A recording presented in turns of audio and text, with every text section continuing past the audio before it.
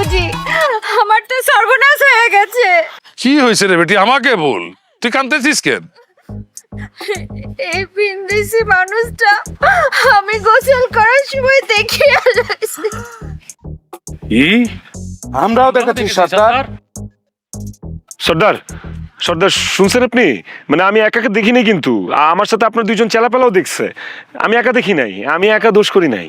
শোন, আমার কাবিলায় একটা কানুন আছে, কোন পুরুষ মানুষ যদি কোনো বিটিয়াকে গোসল করা অবস্থায় দেখিয়া ফেলায়, তাহলে তাহার সাথে তার শাদী হইতে হইবে।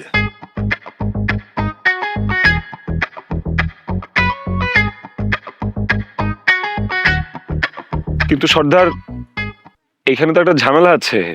মানে আপনার বেটিয়াকে তো আমি একা গোসল করতে দেখিনি, তিনজন একসাথে দেখেছি। তাহলে কি সর্দার আপনার বেটিয়াকে আমরা তিনজন একসাথে বিবাহ করব? পহলে কে দেখেছে?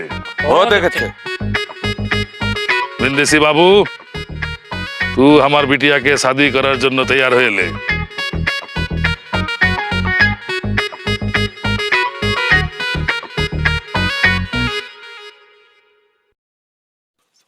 এই, ওকে ধরে নিয়ে আয়, ওকে শাদীর জন্য তৈরি কর যা।